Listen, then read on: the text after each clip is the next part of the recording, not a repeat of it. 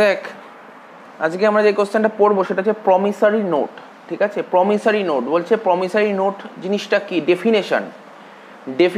ডেফিনেশনটা পড়বো প্রমিসারি নোটের। তো ধর আমরা যে চ্যাপ্টারটা পড়ছিলাম সেই চ্যাপ্টারটার নাম হচ্ছে নেগোশিয়েবল ইনস্ট্রুমেন্ট, বাংলা হচ্ছে হস্তান্তরযোগ্য দলিল আইন। ঠিক আছে, হস্তান্তরযোগ্য দলিল। তো হস্তান্তরযোগ্য দলিল আইনের 4 নম্বর ধারায়, কত নম্বর ধারায়, কারণ এগুলো পড়তে মানে জানতে হবে, অনেক সময় এমসিকিউ দেয়।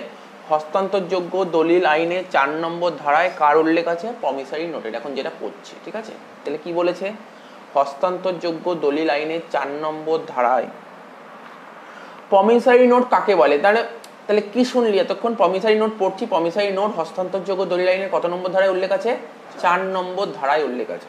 তো বলছে হস্তান্তরযোগ্য দলিল আইনের 4 নম্বর ধারায় কি বলেছে, প্রমিসারি নোট মানে প্রতিশ্রুতি পত্র হলো কি, লেখকের দ্বারা স্বাক্ষরিত। কি বললাম, লেখকের দ্বারা, কথাগুলো মাথায় রাখবি, লেখকের দ্বারা স্বাক্ষরিত। ঠিক আছে, 1 নম্বর, এমন একটা দলিল, লেখকের দ্বারা স্বাক্ষরিত এমন একটি দলিল। ঠিক আছে, আচ্ছা এই দলিলটা কোনো ব্যাংক নোট নয় বা কারেন্সি নোটও নয়। ঠিক আছে, এটা কোনো ব্যাংক নোট নয় বা কারেন্সি নোট নয়। ব্যাংকের নোট, কারেন্সি মানে কি, কারেন্সি মানে জানিস তো, মুদ্রা, টাকা পয়সা, কারেন্সি। ঠিক আছে, কারোর ডলার, কারোর ইয়েন, ঠিক আছে, এগুলো কারেন্সি বলে।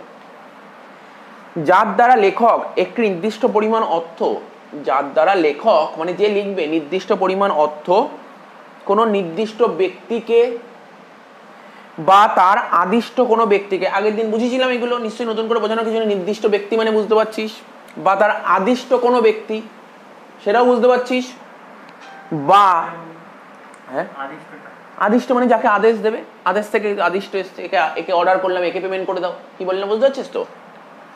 বা দলিলের বাহককে, যে দলিলটা বহন করে নিয়ে যাবে, প্রদানের সত্যহীন প্রতিশ্রুতি দেয়। এটা কিন্তু লয়ের ভাষায়, ভাষাগুলো দিতে হবে তোকে, ভুলে গেলে চলবে না। নিজের মতন সংজ্ঞা, ডেফিনেশন কখনো বানানো যায় না, ডেফিনেশন কখনো বানাতে পারবি না। তুই যে কোনো পয়েন্ট বানাতে পারবি, বৈশিষ্ট্য বল, উপাদান বল, পার্থক্য, এগুলো সব নিজের মতন দিতে পারবি, কিন্তু এইগুলো কখনো বানাতে পারবি না। এইগুলো বইয়ের ভাষা দিতেই হবে ডেফিনেশনে। তাহলে কি বললাম, আবার বলছি শোন, হস্তান্তরযোগ্য দলিল আইনে 4 নম্বর ধারায় কি বলেছে, প্রতিশ্রুতিপত্র লেখকের দ্বারা স্বাক্ষরিত। ঠিক আছে, যে লিখবে তার তো একটা সাইন থাকবেই। তো দেখেছিস তো, যে লিখবে এই প্রতিশ্রুতিপত্র, যে লিখবে তার একটা সাইন থাকবে। বলছে লেখকের দ্বারা স্বাক্ষরিত হতে হবে, স্বাক্ষরিত না থাকলে কিন্তু হবে না।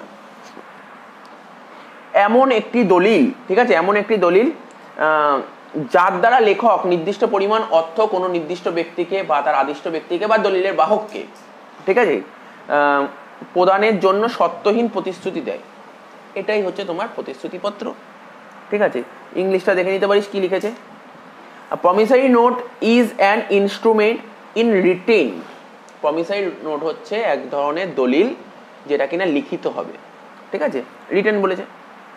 containing an unconditional undertaking signed by the maker to pay a certain sum of money only to or to the order of a certain person or to the bearer of the instrument. তোরা সবার বইতে দেখতে পারিস, যার যার কাছে বই আছে দেখতে পারিস প্রতিশ্রুতিপত্র মানে ফরম্যাটটা কেমন হয়। প্রতিটা, যেমন আগের দিন শিখিয়েছিলাম যে না বিল অফ এক্সচেঞ্জের ফরম্যাট কেমন হয়, পরে যখন চেক পড়াবো দেখাবো চেকটা কেমন দেখতে হয়, তেমনি প্রতিশ্রুতিপত্র মানে প্রমিসারি নোট কেমন দেখতে হয় দেখতে পারি। সবার বইয়ের দিকে তাকা, যার যার বই আছে তাকা, দেখবি প্রথমে বাঁ দিকে দেখবি একদম উপরের দিকে স্ট্যাম্প লেখা আছে, দেখেছিস তো, দেখবি বাঁ দিকে উপরের দিকে দেখবি স্ট্যাম্প লেখা আছে। ঠিক আছে, ওইদিকে দেখ কি লেখা আছে এখানে, যেমন একটা বইতে একরকম লেখা আছে।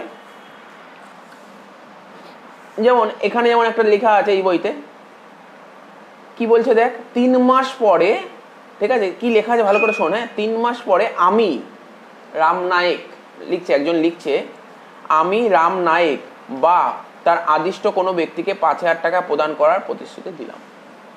ঠিক কি লিখেছে, 3 মাস পরে আমি রাম নায়েক বা তার আদিষ্ট কোনো ব্যক্তিকে, মানে আমিটাকে এখানে কে লিখছে, এই যে রহিম শেখ লিখছে, রহিম শেখের এখানে সাইন আছে।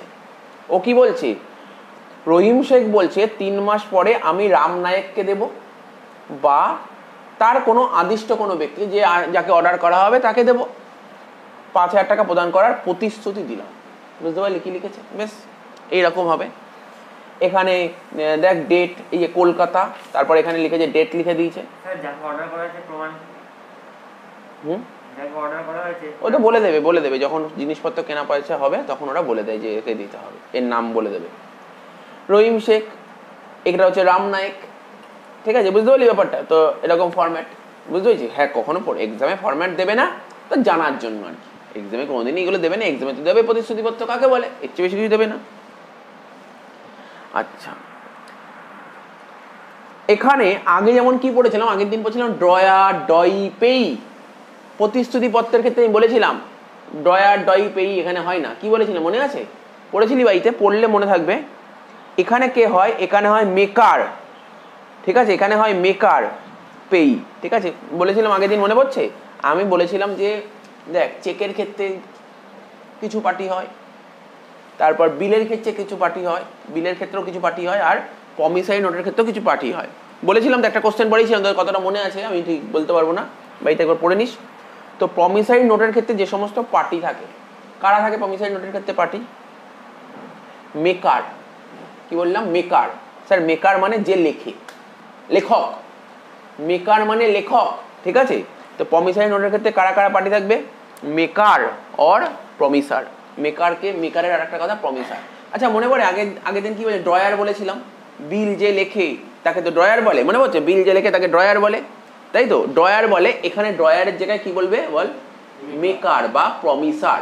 প্রমিসারি নোট থেকেই এসছে প্রমিসার, ঠিক আছে। তারপর ওখানে কি লিখতাম? যাকে লিখতো তাকে বলতো ড্রই।